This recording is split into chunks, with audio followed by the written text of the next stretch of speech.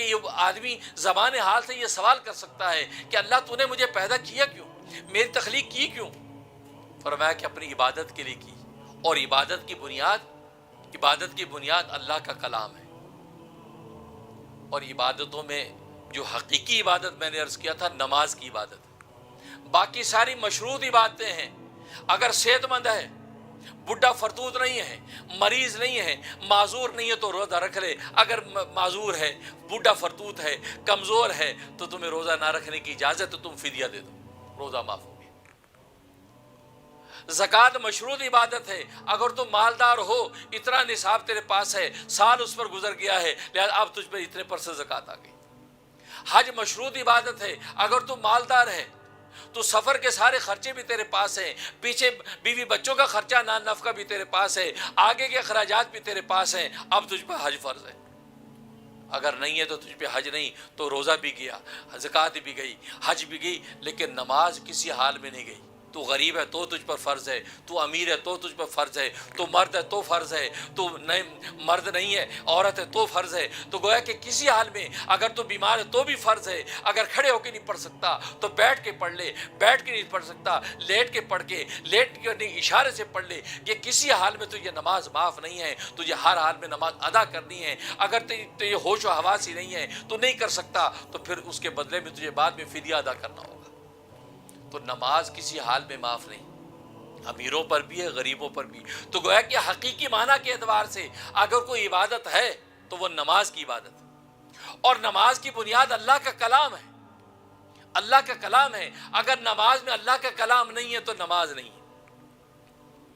دیکھو اگر قیام کے قابل نہیں ہے تو آپ بیٹھ کے نماز پڑھ لیں، اور رکوع کے قابل نہیں ہے تو بیٹھ کے اشارے سے رکوع کر لیں، سجدے کے قابل نہیں ہے سجدہ اشارے سے کر لیں۔ گویا کہ باقی جتنے ارکان ہیں کسی نہ کسی درجے میں اس کی کوئی متبادل شکل بن سکتی ہے، لیکن اللہ کے کلام کے بارے میں کوئی متبادل شکل نہیں۔ تو میں کم سے کم 3 آیتیں قرآن کریم کی، چھوٹی ہوں یا بڑی ہوں، 3 آیتوں کے برابر قرآن کی تلاوت کرنی ہے۔ اگر نہیں کی تو تمہاری نماز سرے سے ہوگی نہیں۔ دیکھا اللہ کا کلام اس سے نکل ہی نہیں سکتا۔ اللہ کا کلام نکال دیا تو عبادت کی روح ختم ہو گئی، کیونکہ اللہ کا کلام ہی تو اس عبادت کو گویا کہ جائز کرنے اور عبادت کو قبولیت کا شرف بخشنے کی بنیاد ہے۔ لہذا قرات کے حوالے سے کوئی کمپرومائز نہیں ہے۔ 3 آیتیں کم سے کم آپ کو یاد ہو، 3 آیتیں تو پڑھو، فاتحہ تمہیں یاد ہو، انا اعطیناک الکوثر تمہیں یاد ہو۔ اگر تمہیں 3 آیتیں بھی تم نے نہیں پڑھی تو پھر تمہاری نماز گئی۔ تو دیکھیے اللہ کا کلام تو ساری عبادتوں کی بنیاد اللہ کا کلام تھا، اس لیے اس کے بعد اللہ نے اپنے کلام کے حوالے سے ذکر کر دیا۔ اور چونکہ چیلنج کر رہے تھے تو میں نے بتایا کہ پہلے انسان کے اپنے وجود کے حوالے سے چیلنج کیا اور اس کی بقا و ارتقاء کے سامان کی حقیقت بتائی، اور پھر اس کے بعد اللہ کے کلام کو ذکر کیا۔ اور وہاں پر سورۃ الرحمن میں چونکہ مقصد تخلیق بتانا مقصود تھا کہ انسان کی تخلیق کا مقصد کیا ہے، غرض و غایت کیا ہے، یہاں استدلال کرنا مقصد تھا، اس سے تخلیق انسان کو پہلے ذکر کیا۔ اور وہاں چونکہ غرض و غایت بتانا مقصود تھی تو وہاں اصل غرض کو پہلے ذکر کیا۔ جیسے انسان کی عادت ہے کہ کوئی کام کرنے لگتا تو اپنی غرض کو پہلے ذکر کرتا ہے، کہتا ہے کہ مجھے سواری کے لیے گاڑی خریدنی ہے، سواری کا ذکر پہلے کرتا ہے، گاڑی کا ذکر بعد میں کرتا ہے، لیکن عملاً جب لینے لگتا تو گاڑی پہلے خریدتا پھر سوار ہوتا ہے۔ مجھے پہننے کے لیے کپڑے خریدنے ہیں تو پہننے کا ذکر پہلے کرتا ہے، کپڑے کا ذکر بعد میں کرتا ہے، لیکن عملاً جب لینے لگتا تو کپڑے پہلے خریدتا بعد میں پہنتا ہے۔ مجھے رہنے کے لیے مکان لینا ہے تو رہنے کا ذکر پہلے کرتا ہے، مکان کا ذکر بعد میں کرتا ہے، لیکن جب عملاً لینے لگتا ہے تو مکان پہلے لیتا پھر اس میں رہتا ہے۔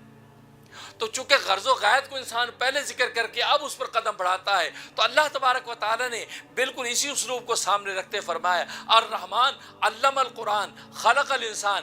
گویا کہ اللہ تبارک و تعالیٰ نے یوں کہا کہ مجھے قرآن سکھانے کے لیے انسان بنانا ہے، مجھے قرآن سکھانے کے لیے انسان بنانا ہے۔ قرآن سکھانے کا ذکر پہلے کیا، انسان بنانے کا ذکر بعد میں کیا۔ جب پریکٹیکلی کرنے لگے تو پہلے انسان کو بنایا، اس کے بعد اس کو قرآن سکھایا۔ اللہ اکبر، سبحان اللہ، کیا اللہ تبارک و تعالیٰ کے انداز ہے۔ ہم نے اللہ کے کلام کو سمجھا کہا ہے، اللہ اکبر، عجیب و غریب حقائق۔ تو اس لیے وہاں پر اللہ نے چونکہ غرض و غایت ذکر کرنی تھی، اس لیے وہاں تعلیم قرآن کو پہلے ذکر کیا۔ اور یہاں چونکہ استدلال کرنا تھا اس لیے انسان کی تخلیق کا ذکر پہلے کر کے کہا کہ تجھے پیدا کیا، تجھ سے پہلوں کو پیدا کیا، لعلکم تتقون، تاکہ تم تقوی والے بن جاؤ۔